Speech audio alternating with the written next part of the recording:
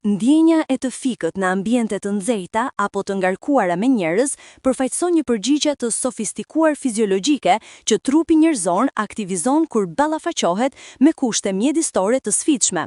Ky fenomen, që shpesh perceptohet si mungesë ajri, marrje mendsh ose dobësi e papritur, manifestohet nëpërmjet një zinxhiri kompleks ndërveprimesh midis sistemit kardiovaskular, mekanizmave termoregullues dhe funksioneve neurologjike të organizmit.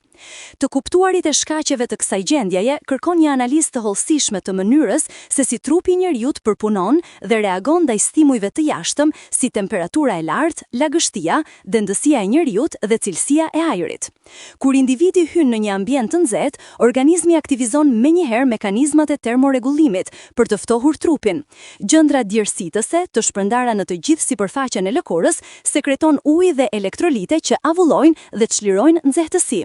Megjithatë, djersitja e tepërt në ambiente të nxehta çon në humbje të vëllimit të lëngut, një gjendje e njohur si dehidratim. Dehidratimi ul vëllimin total të gjakut që qarkullon në sistemin kardiovaskular, fenomen që forcon edhe më shumë problemin e perfuzionit të pamjaftueshëm cerebral. Kur trupi humbet lëngje, gjaku bëhet më i trash dhe më viskoz, gjë që e vështirëson zemrën në pompimin efektiv të gjakut drejt të gjitha organeve, përfshirë trurin. Në ambiente të mbyllura ose të ngarkuara me njerëz, një faktor shtesë kontribuon në ndjenjen e të fiktit, reduktimi i përqendrimit të oksigjenit në ajër. Kur një numër i madh njerëzish janë të grumbulluar në një hapësirë relativisht të vogël, procesi i frymarrjes kolektive konsumon oksigjenin e disponueshëm dhe rrit përqendrimin e dioksidit të karbonit në ajër. Edhe pse atmosfera e tokës përmban rreth 21% oksigjen, në ambiente të ngarkuara, ky përqendrim mund të ulet në mënyrë të konsiderueshme. Truri, i cili konsumon afërsisht 20% të oksigjenit total që organizmi përdor, është veçanërisht i ndjeshëm ndaj çdo reduktimi në disponueshmërinë e oksigjenit. Kur qelizat nervore nuk marrin sasinë e mjaftueshme të oksigjenit, procesi i metabolizmit aerobik pengohet. Qelizat janë të detyruara të kalojnë në metabolizëm anaerobik, një formë shumë më pak efikase e prodhimit të energjisë që gjeneron acid laktik si produkt ansor. Akumulimi i acidit laktik në inde kontribuon në ndjenjen e lodhjes dhe dobësisë. Në të njëjtën kohë, mungesa e oksigjenit aktivizon receptorët kimik në trupin karotid dhe në qendrat e frymarrjes në trurin e pasëm, duke shkaktuar një përgjigje të shpejtë që manifestohet si frymarrje e shpeshtuar dhe më e thellë. Ky përpjekje për të rritur sasinë e oksigjenit që hyn në mushkëri mund të krijojë ndjenje subjektive të mungesës së ajrit, edhe kur sasia absolute e oksigjenit në gjak nuk është rënë në nivele kritike. Lagështia e lartë në ambiente të nxehta përkeqëson situatën në mënyrë dramatike. Kur ajri është i ngopur me avuj ujë, procesi i avullimit të djersës bëhet jashtëzakonisht i ngadalt ose pothuajse i pamundur. Kjo do të thotë që mekanizmi kryesor i ftohjes së trupit nuk funksionon efektivisht. Në këto kushte, temperatura e trupit vazhdon të rritet pavarësisht djersitjes së bollshme, duke çuar në një gjendje stres termik të theksuar. Organizmi përpiqet të kompensojë duke rritur edhe më shumë rrjedhën e gjakut drejt lëkurës, por kjo thjesht përkeqëson problemin e perfusionit cerebral të pamjaftueshëm. Sistemi nervor autonom luan një rol thelbësor në orkestrimin e këtyre përgjigjeve fiziologjike. Kur perceptohet një kërcënim për homostazën termike, sistemi simpatik aktivizohet, duke shkaktuar rritje të frekuencës së rrahjeve të zemrës dhe të përpjekjes kardiale.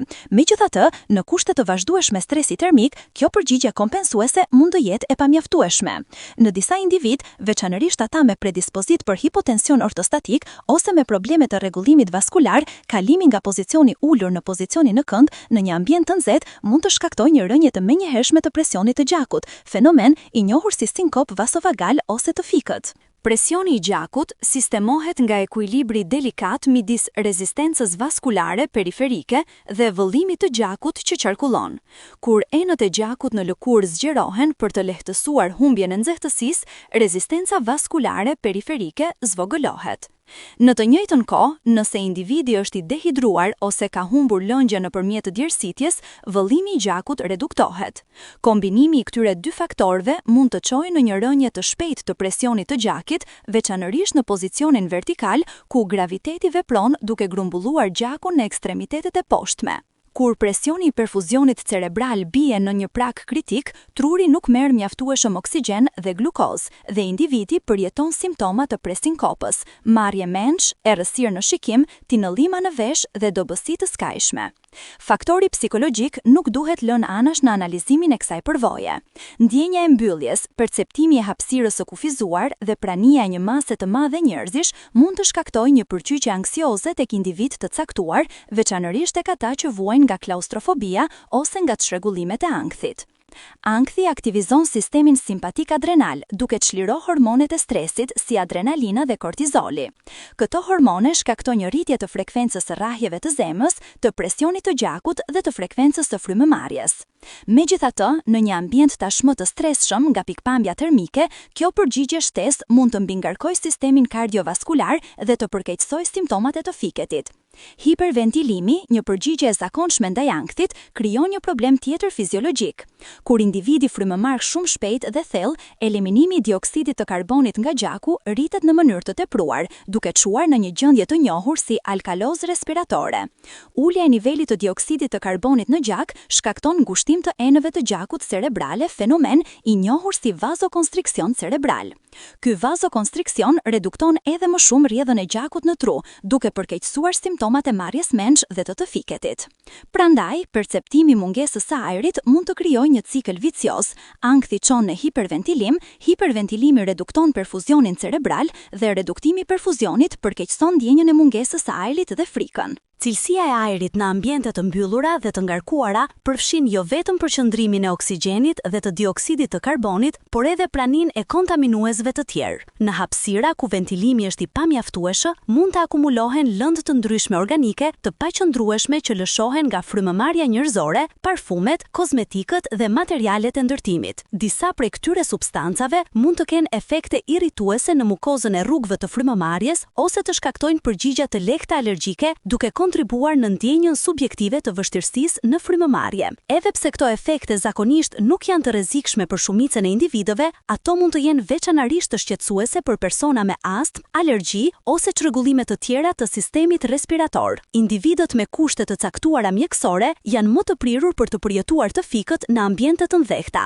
Personat me sëmundje kardiovaskulare, si insuficienca kardiake ose sëmundjet koronare, kanë një kapacitet të reduktuar të zemrës për të rritur nxjerrjen kardiake në përgjigje të kërkesave të shtuar. Kur këta individ ballafaqohen me stresin termik, zemra e tyre mund të mos jetë në gjendje të sigurojë perfuzionin e nevojshëm për të gjitha organet. Në mënyrë të ngjashme, personat me anemi, një gjendje karakterizuar nga një numër i ulët i qelizave të kuqe të gjakut ose nga përmbajtja e ulët e hemoglobinës, kanë një kapacitet të reduktuar për të transportuar oksigjen më inde. Kur këta individ ekspozohen ndaj ambienteve me oksigjen të reduktuar ose me kërkesa metabolike të rritura, ata janë më të prirur për të zhvilluar simptomat e hipoksisë. Medikamentet e caktuara mund të ndikojnë në aftësinë e trupit për të përballuar stresin termik. Diuretikët, të cilët shpesh përshkruhen për hipertensionin ose për insuficiencën kardiake, rrisin eliminimin e lëngjeve nëpërmjet veshkave dhe mund të kontribuojnë në dehidratim. Beta bllokuesit, një klasë tjetër e medikamenteve antihipertensive, pengojnë përgjigjen e zemrës ndaj stimulimit simpatik, duke kufizuar aftësinë e organizmit për të rritur frekuencën e rrahjeve të zemrës në përgjigje të stresit. Medikamentet antikolinergjike pengojnë prodhimin e djersës, duke kompromentuar mekanizmin kryesor të ftohjes së trupit. Individët që marrin këto medikamente duhet të jenë veçanërisht të kujdesshëm kur ekspozohen ndaj ambienteve të nxehta ose të ngarkuara. Mosha është një faktor tjetër i rëndësishëm që ndikon në vulnerabilitetin ndaj stresit termik.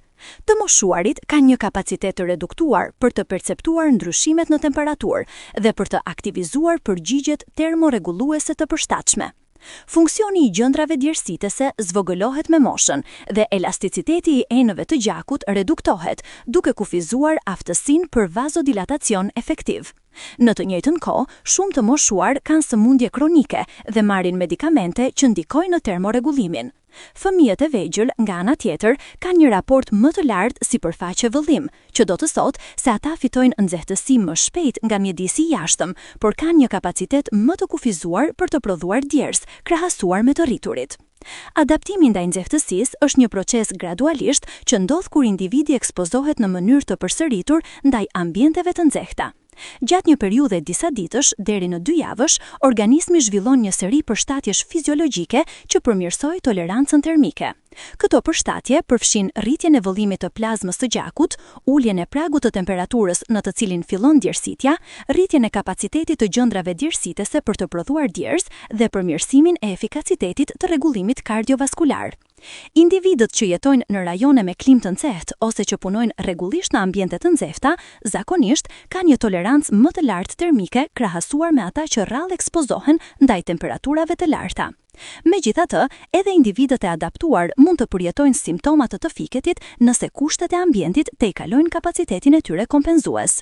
Strategjitë për të parandaluar dhe menaxhuar ndjenjen e të fiketit në ambiente të nxehta ose të ngarkuara bazohen në një kuptim të mekanizmave fiziologjik që qëndrojnë në themel të kësaj përvoje. Hidratimi i përshtatshëm është kritik. Konsumimi i rregullt i lëngjeve, veçanërisht para, gjatë dhe pas ekspozimit ndaj nxehtësisë, ndihmon në ruajtjen e vëllimit të gjakut dhe në mbështetjen e funksionit kardiovaskular. Uji me temperatura të moderuara është zgjedhja më e mirë, pasi lëngjet shumë të ftohta mund të shkaktojnë ngarkesë të papritur në sistemin e tretjes. Në situatat e ekspozimit të zgjatur ndaj nxehtësisë ose të djersitjes së tepërt, mund të jetë e nevojshme zëvendësimi i elektroliteve që humben nëpërmjet djersës, siç janë natriumi, kaliumi dhe magnezi. Veshja e rrobave të përshtatshme luan një rol të rëndësishëm në termorregullimin. Stofat e lehta, me ngjyra të çelta dhe të ajrosura lehtësojnë avollimin e djersës dhe reflektojnë rrezatimin solar. Rrobat e ngushta ose ato të bëra nga materiale sintetik që nuk lejojnë qarkullimin e ajrit mund të pengojnë ftohjen dhe të përkeqësojnë stresin termik.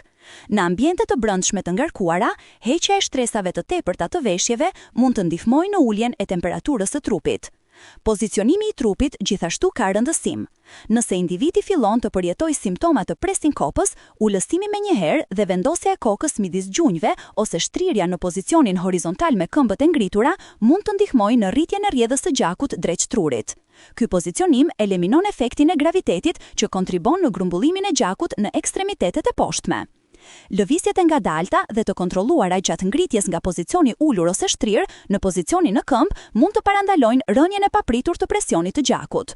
Përmirësimi i ventilimit të ambientit është thelbësor për të reduktuar akumulimin e dioksidit të karbonit dhe për të siguruar furnizim të mjaftueshëm me oksigjen. Hapja e dritareve, përdorimi i ventilatorëve ose i sistemeve të kondicionimit të ajrit mund të rrisë në mënyrë dramatike cilësinë e ajrit. Në ambiente ku këto masa nuk janë të mundshme, kalimi përkohësisht në një hapësirë në ajër të freskët ose me ventilim më të mirë mund të lehtësojë shpejt simptomat. Reduktimi i dëndësisë së njerëzve në një hapësirë të caktuar, nëse është e mundur, gjithashtu kontribon në përmirësimin e cilësisë së ajrit dhe në uljen e perceptimit të mbylljes. Njohja e paralajmërimeve të hershme të fiketit është e rëndësishme për të marrë masa paraprake. Simptomat prodromale përfshin djersitje të ftohtë, zbardhje të lëkurës, marrje të lehtë mendsh, ndjenjë të lehtë nauze dhe errësirë periferike të shikimit. Kur këto shenja shfaqen, individi duhet të ndërpresë çdo aktivitet fizik, të ulet ose të shtrihet, të kërkojë ajër të freskët dhe të pijë ujë. Injorimi i këtyre paralajmërimeve mund të çojë në humbje të plotë të vetdijes dhe në rrezik për dëmtime nga rrëzimi. Në situata ku ndjenja e të fiketit është e vazhdueshme, e përsëritur ose shoqërohet me simptoma të tjera shqetësuese si dhimbje gjoksi, frymëmarrje të vështirë të rënd ose konfuzion mendor, është thelbësore kërkimi i vlerësimit mjekësor. Këto simptoma mund të tregojnë kushte më serioze që kërkojnë diagnozë dhe trajtim profesional. Testi diagnostik mund të përfshin matjen e presionit të gjakut, elektrokardiografin, analizat e gjakut për të vlerësuar nivelet e elektroliteve dhe funksionin e veshkave dhe ekzaminime të tjera sipas nevojës. Në përfundim, ndjenja e të fiketit në ambiente të nxehta apo të ngarkuara përfaqëson një përgjigje shumë dimensionale të organizmit ndaj stresit mjedisor, që përfshin sistem të ndërlikuar kardiovaskular, mekanizma termorregullues, procese metabolike dhe komponent psikologjik. Kuptimi i këtyre mekanizmave ofron bazën për strategji efektive parandalimi dhe menaxhimi që mund të reduktojnë në mënyrë të konsiderueshme shfaqjen dhe ashpërsinë e kësaj përvoje, duke mbështetur mirëqenien dhe sigurinë e individëve në kushte mjedisore sfiduese.